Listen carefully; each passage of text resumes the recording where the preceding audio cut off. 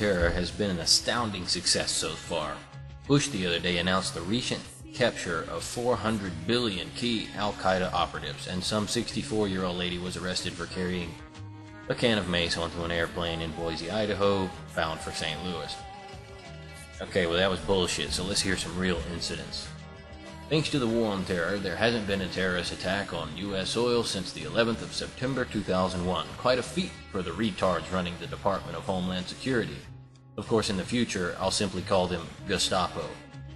Quite an acid tongue I have, no? Well, after the recent inquiry by the Supreme Court about the CIA's activities related to the Gestapo, I learned through an associate that a national security letter was sent to a place of business asking about my records. I've decided to tell you all about this simply because I'm tired of them beating around my bushes. There's nothing to find there. My communications in regards to my sometimes classified information I have released here on YouTube. Some of you may be aware of the information I'm alluding to, as well as on my radio show, are all entirely secure and untraceable. The internet is a great tool for spreading information, and a close-knit group, which includes myself, possessing sometimes very secretive information, but relative to public discourse, and should be made public, intend to keep it that way. So, in short, hey, CIA, Gestapo, I've bought motorcycle and computer parts on my credit cards, as you know by now. I do not fund any terrorist organization, nor will I willfully. I ask that you do the same, you fucking hypocrites. End quote.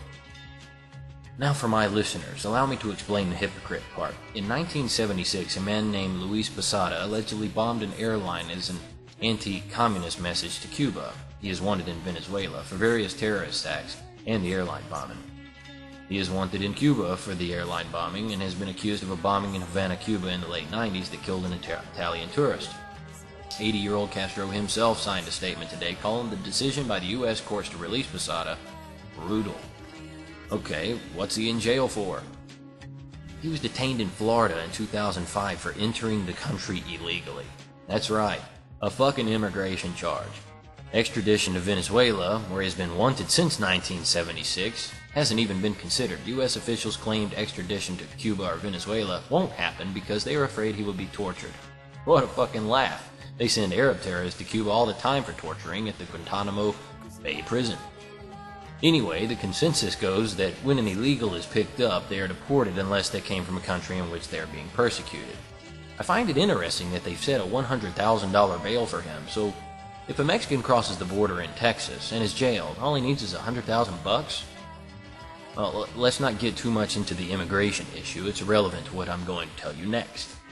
In 1961, JFK signed off on one of the biggest blunders in foreign policy history. It was the Bay of Pigs invasion in Cuba, meant to rally Cuba to overthrow Castro. Yes, they've been trying hard at Castro all this time. Anyway, Luis Posada was one of the militants trained by the CIA and one of the few that actually survived the army that met them at the beach, led by Castro himself. All of this is a pro-Castro diatribe, you think? Maybe? Nope. Luis was also on the CIA payroll throughout the 60s, already a known terrorist. Here's the part that you need to think about, and what knocks my socks off every time I think about it. The U.S., with this action, and many like it, Israel, draws a line between good terrorism and bad terrorism. Posada is a good terrorist, because he was helping the U.S. combat communism. Seems as if the money to fund the operation comes from a national government. It's not terrorism, it's freedom fighting. One more thing. At the beginning I said there hasn't been an attack on terrorist U.S. soil since 2001. Well, I was lying about that. But I had actually even said something to that effect in a previous video, the war on everything. That it wasn't a testament to Bush's success as much as it was a testament to the terrorist patience. And I speak about people like bin Laden and al-Zawahiri. And in that respect, that's true. There hasn't been one, but it's probably, I'm quite sure it's because Osama bin Laden doesn't need to be a terrorist anymore. The United States has successfully created millions of them around the globe. But I'd like to correct the statement itself with a short list. There's only 4 items here. 2001, September 18th through November 2001, anthrax attacks. Letters tainted with anthrax killed 5 across the United States. The case remains unsolved. July 4th, 2002, Hashem Mohammed Hadayet, a 41-year-old Egyptian national, kills 2 Israelis and wounds 4 others at the El Al ticket counter at Los Angeles International Airport. The FBI concluded this was terrorism, although they found no evidence linking Hadayet to any terrorist group, so there's no need to worry. May 2002, Lucas John Helder rigged pipe bombs in private mailboxes to explode when the boxes were opened. He injured 6 people in Nebraska, Colorado, Texas, Illinois, and Iowa. No need to worry there. He wasn't on bin Laden's payroll. During the weeks in October 2002, John Allen Muhammad and Lee Boyd Malvo killed 10 people and critically injured 3 others in Washington, D.C., Baltimore, and Virginia. An earlier spree by the pair had resulted in deaths in Louisiana, Alabama, Georgia, California, Arizona, and Texas to bring the total to 16 deaths, but no ties to Iran there.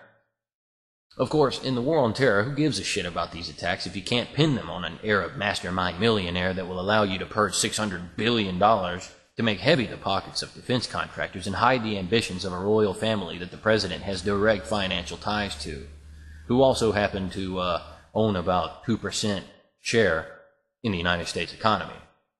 Iran, this is kind of different.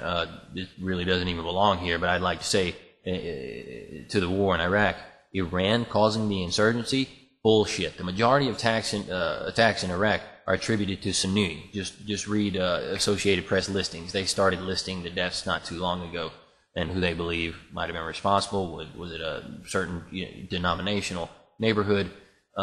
Attributed to Sunni, which the Iranians are not. The majority of deaths are Shiite, and somehow Iran is in our crosshairs.